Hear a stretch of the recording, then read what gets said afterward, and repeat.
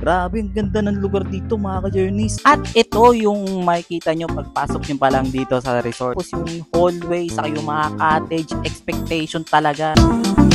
Lakad ka na. Picture lang eh.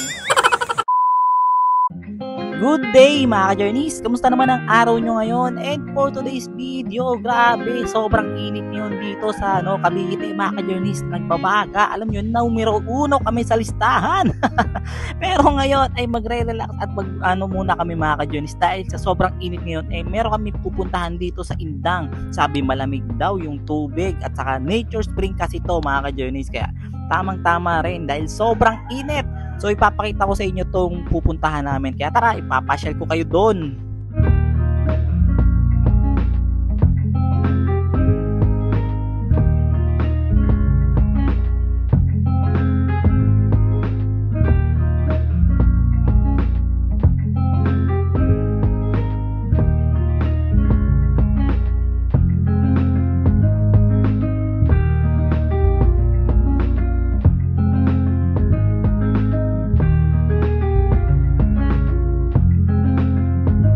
At bago kami makarating doon mga ka-journeys, meron kaming babayaran dito na ecological fee daw nila. So 10 piso kada tao yung babayaran.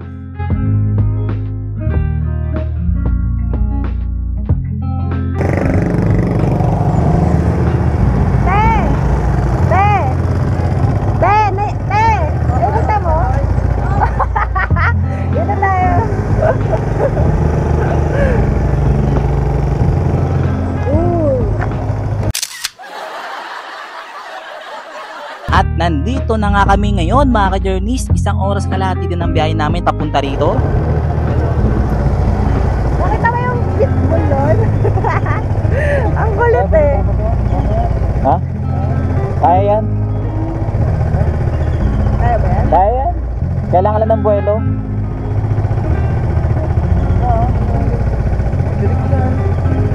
Kaya yan? Buwelo lang para lang makano. Kasi yung last time, di ba, ano lang? Kaya yan, kaya ni Papa yan. May problema lang last time. Oo.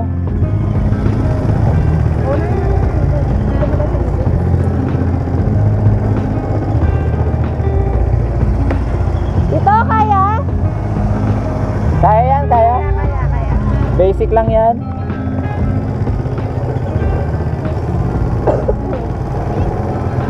Basic lang yan. Oo, basic. Wala roller coaster! Uy! Uy! Kumapit ka yan! Grabe, entrance pa lang yan mga ka-journeys, pero parang ang ganda na. Grabe, ano pa kaya yung loob niyan? Ayun, tamang-tama, pwede tayo mag-picture dyan, oh.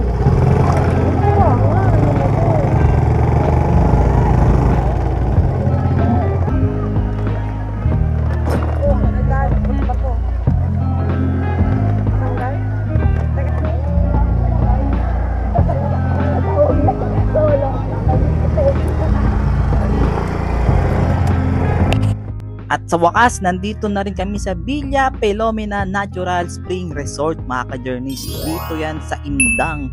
Grabe, ang ganda ng lugar dito mga ka-journeys. Sobra, grabe. Namamangha ako sa lawak ng lugar na to. At ito yung makikita nyo pagpasok nyo pa lang dito sa resort. Ang ganda ng upuan mga ka-journeys. Tapos yung hallway, saka yung mga cottage, expectation talaga. Grabe, mukha lang siyang pangit sa picture pero ang ganda sa personal mga ka-journeys pag napuntahan nyo. Grabe. So kailangan dito kapag pupunta ka, bago ka pumunta, nakapagpa-reserve ka na. So tamang-tama kinantahan namin ng birthday yung pamangkin namin kasi nag-birthday siya ng 30 pero sinelebrate namin ng May 1. Instant double celebration yan. Oh, happy birthday, Johan.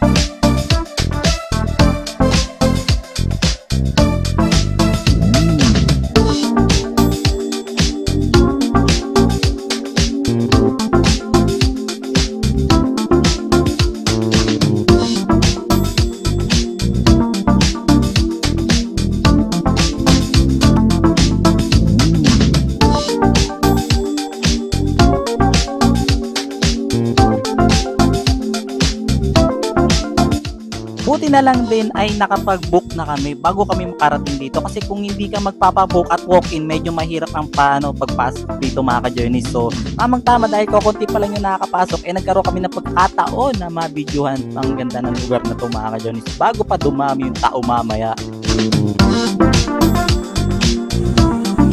Lakad ka na. Picture lang eh.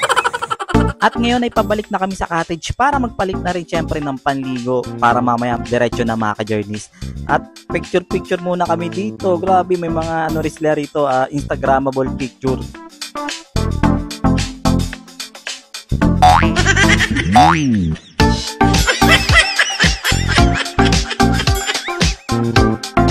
Meron din palang pool dito mga ka-journeys. Ayan, pambata yan mga ka-journeys. Mamaya ay papakita ko sa inyo yung pangmatanda. At habang naglalakad kami, tinutur ko kayo dito, ay meron pala silang kantin dito mga ka-journeys. Pwede kayong magpasaing dyan kung sakaling wala kayong bigas o naubusan kayo ng bigas. Pero may kamahalan nga lang, expected nyo na mahalang bilihin dito sa loob. Kasi nga wala namang ibang mabibilan, medyo malayo. So ngayon ay pupunta na tayo doon sa pangmatandang swimming pool. Pool and spring mga ka-journeys.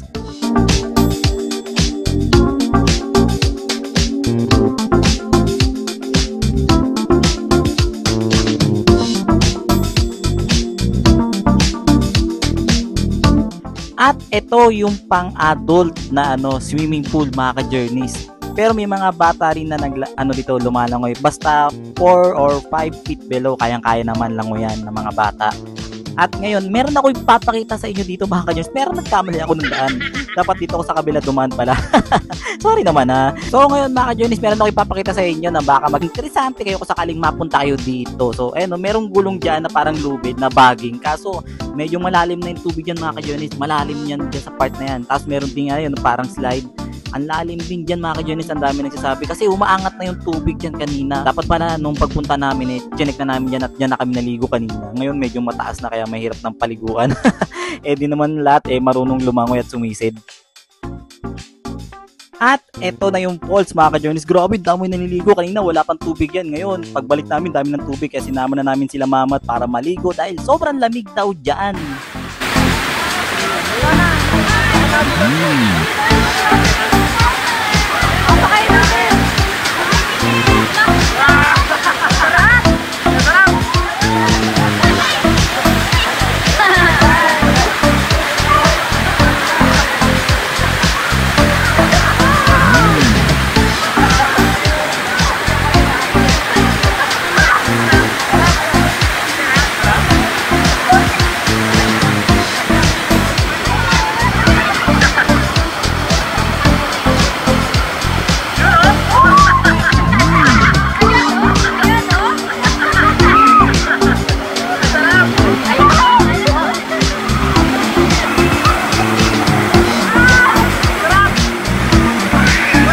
One eternity later.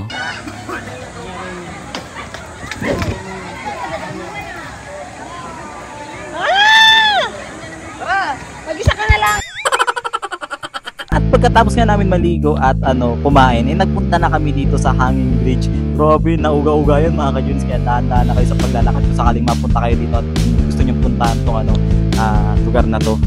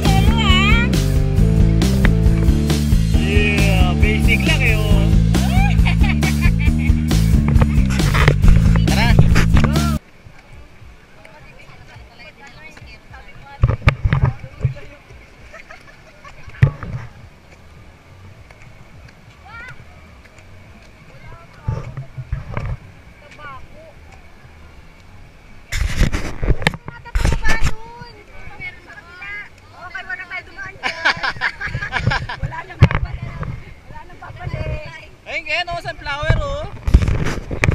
Oo. Grabe talaga expectation dito sa lugar na to mga ka-journeys. Grabe talaga. So first time ko makita ng taniman ng sunflower dito sa lugar na to. Sulit na sulit talaga yung binayad namin dito mga ka-journeys. Kahit ako, i-recommend ko talaga na bisitahin nyo tong lugar na to dahil ang dami nyo pwedeng pasyalan dito sa lugar na to mga ka-journeys. Grabe, sa sobrang ganda nga, napapa-amaze na lang talaga ako. So maganda talaga ang lugar na to sa Villa Filomena.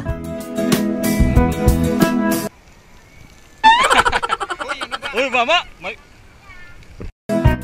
Grabe, napakayaman siguro talaga ng may-ari nito para magkaroon siya ng ganito kagandang pasyalan at resort dito sa Indang, Cavite. Oh, vloggeration mga yarn, no? So, naiwan ko kasi yung GoPro ko mga ka-journeys kasi namasyal kami ni Madam saka naligo kami doon sa falls. Kaya, ang sarap kasi doon kaya nauna na bumalik ulit kami doon. Oh, vloggers, oh, vlog yan, gab-gab. Oh, welcome to the vlogs. Oh, isa pa yan si Johan, no? Oh, welcome to the vlog. Oh, taray, may paano, montage pa. Yeah.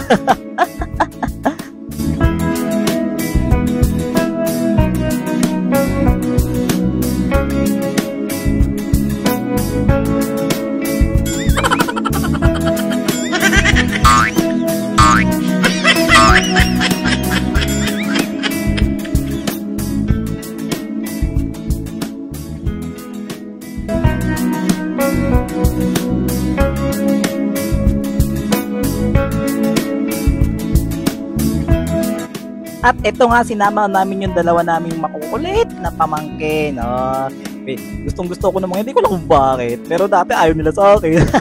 Maliliit pa kasi sila noon. Pero ngayon gusto nila ako kasama pag may outing. Oh, ang sarap dyan sa falls mga ka-journeys. Napakalamig talaga ng tubig. So kaya talagang sinusulit namin itong mga sandali nito na magkakasama. At natapos na nga kami maligo kaya nagbanlaw na kami. Pero meron kaming gustong puntahan dito mga ka-journeys dahil hindi namin nagawang puntahan to kanina. Ngayon babalikan namin. So di kami dumando sa hanging bridge kasi ayaw na nila kaya duma kami sa Longcat. Grabe, ito na yung pinakataas ng resort mga ka-journeys. Grabing lupain to, napakayaman talaga ng may-ari nitong resort na to. At syempre meron ditong ostrich mga ka-journeys. First time namin makakita lahat ng ostrich kahit ako talaga grabe. First time ko makakita ng ostrich sa personal.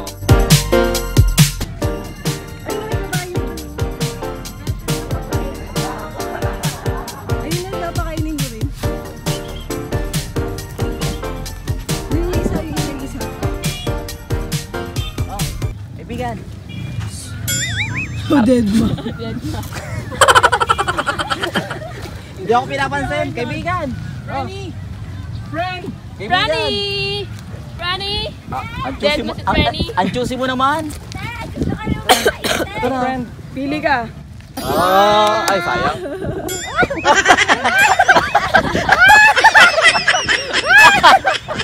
Ate nga, pili. Dito ka.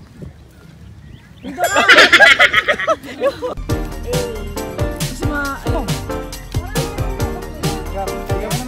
Alam ko ano uunahin.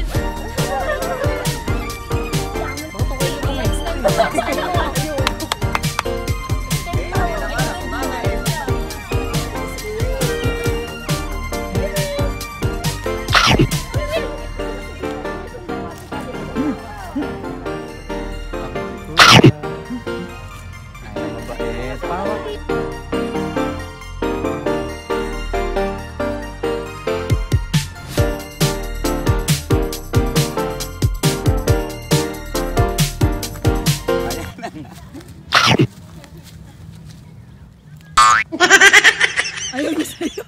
Ayaw sa ako yun. Nagdidiri. Oo. Ayaw sa'yo. Buti pa kami tropa eh.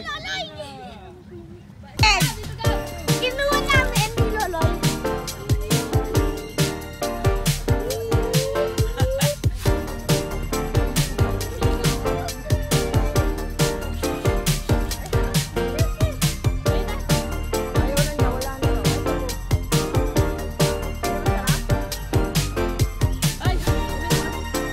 Grabe, kahit high five, di ako pinapansin. Grabe ka naman, ostrich. Ayaw mo ko yung high five. High five lang eh.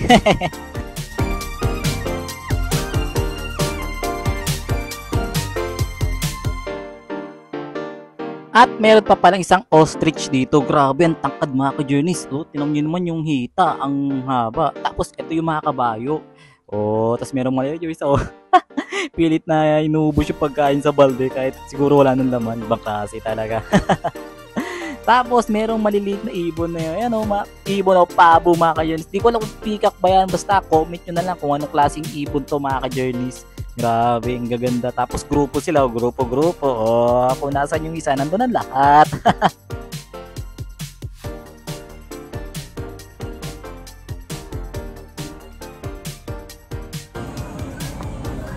Ano ba si Ate natutuwa? Magpapakain pa din. Matutuwa sila dito. Nandito yung maliliit eh.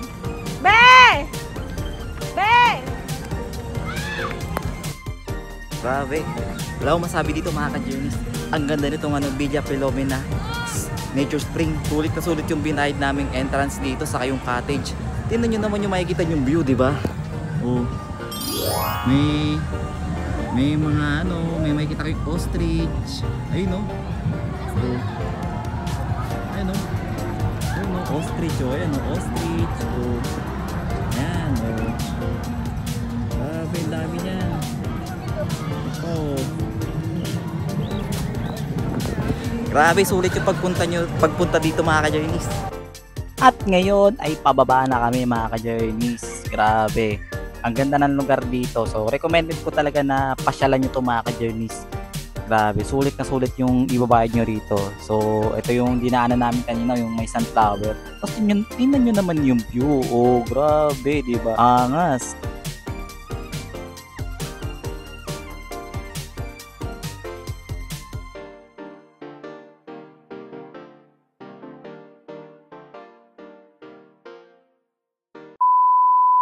At dito nga kami dumaan sa Longcat mga ka-journeys. Ayaw na nila doon sa hanging bridge kasi okay na daw yun, na-experience sila na isang beses. Kaya di na raw sila babalik doon. Nalulula daw sila at saka baka raw malaglag sila.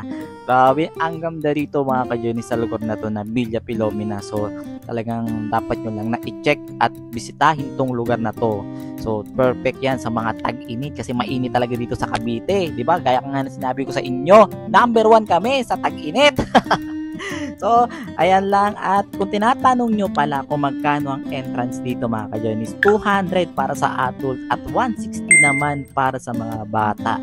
Ano na yun? Pool and spring na yun mga ka-journeys. At ngayon ay naghahanda na kami umuwi. So, bali 2 cottage yung kinuha namin. Oh, akala nila nagpipicture ako pero video yan. Oh, tinanong pa ko picture. Sabi ko video yan. Oh, pero sabi ko, sige, post lang kayo dyan kahit naka-video yan. Oh, post. At ito yung pamilya ng isa kong kapatid. So, di na sila sumama sa amin sa pagkakit doon kanina kasi nga napuntahan na rin nila yun. So nagkaroon na rin sila ng picture. Kaya kami na lang ulit bumalik doon. Dapat sana magkakasama kami sa isang cottage. Kaso yung anak ng kapatid ko, pag nakikita kami umiyak, kaya natin na-miss dalawa. So ngayon ay pauwi na kami mga ka-journeys. At salamat sa inyong panonood. At sana nagustuhan nyo yung lugar na pinakita ko sa inyo dito sa Indang. And by the way, kung nagustuhan nyo to, if you like this video, don't forget to hit the like button and subscribe na rin sa aking YouTube channel. Follow nyo rin po ako sa aking Facebook page at TikTok account. So always remember mga ka-journeys na laging magkaroon ng oras sa pamilya, lalo na kapag merong ganitong mga gatherings kasi bibihira lang pag merong mga ganitong mga okasyon. So huwag natin palampasin yun. Lagi nyo tatandaan yung mga ka-journeys. Unahin nyo ang pamilya. So hanggang dito na lang at paalam!